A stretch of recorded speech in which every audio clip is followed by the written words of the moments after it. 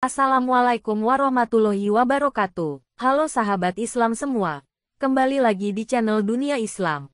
Seperti biasa, di channel ini kami akan menyajikan info dan pembelajaran yang menarik tentang dunia Islam.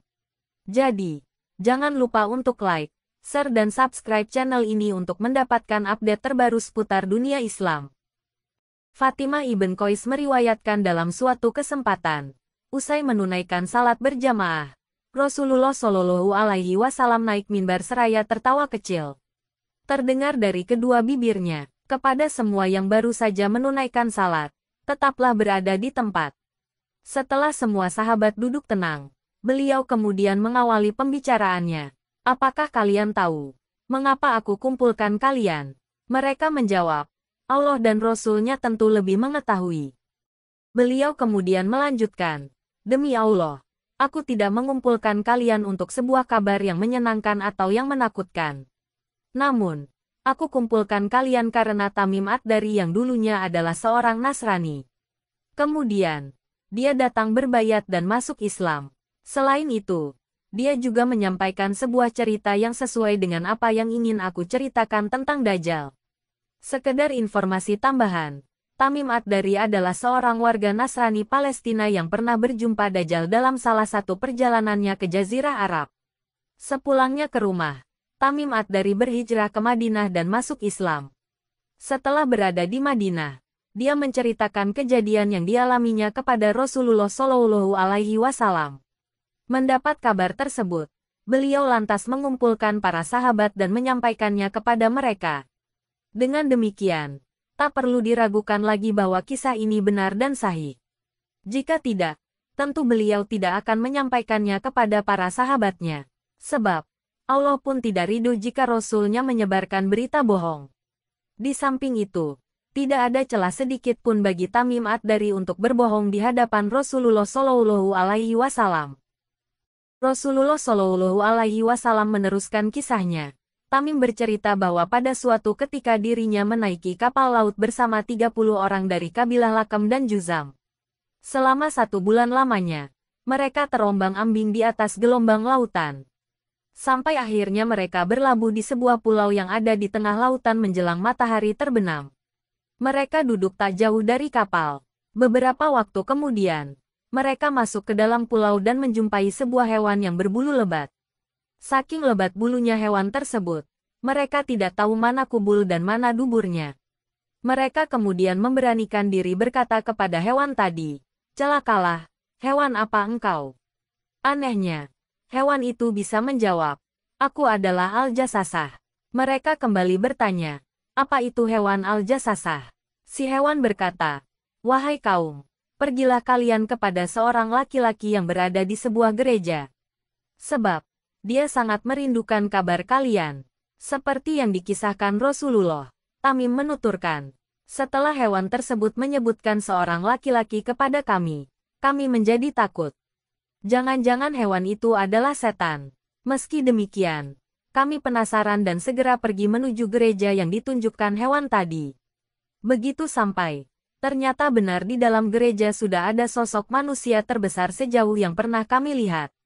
Dia diikat dengan kuat, sedangkan kedua tangannya disimpan di tengkuknya. Dari kedua lutut sampai mata kakinya terikat dengan besi. Kala itu, kami bertanya, celakalah, siapakah kau? Manusia raksasa itu menjawab, kalian sudah bisa mengetahui kabarku.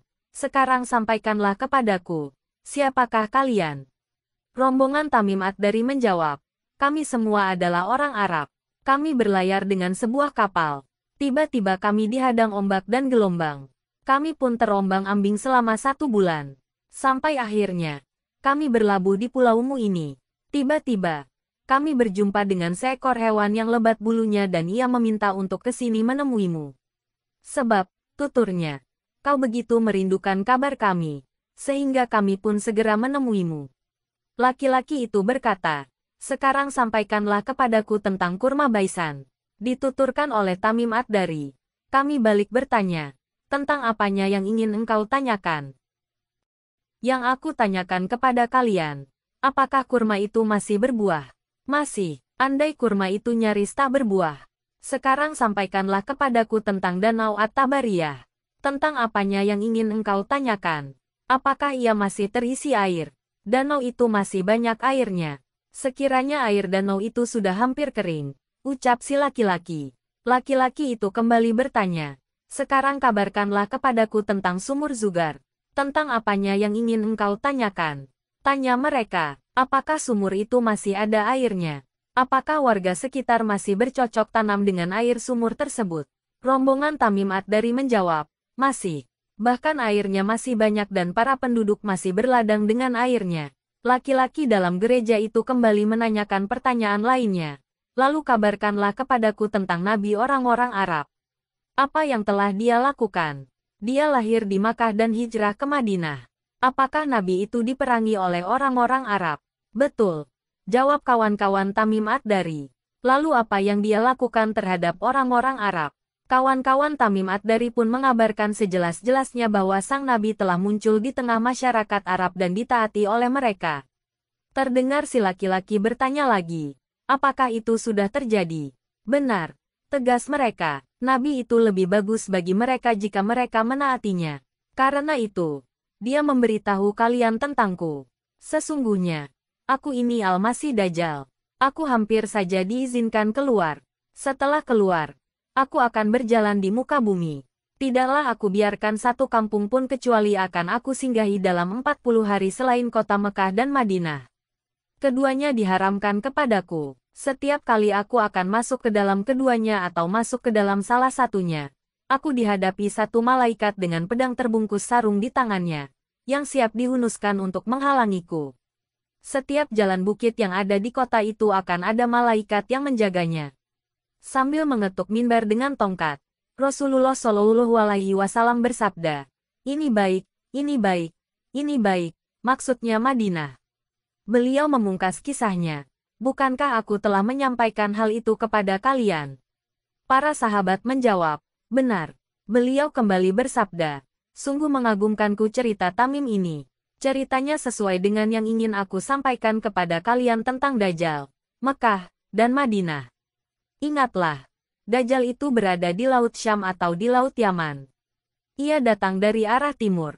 Dari arah timur. Dari timur. Beliau mengatakan demikian sambil memberi isyarat ke arah timur.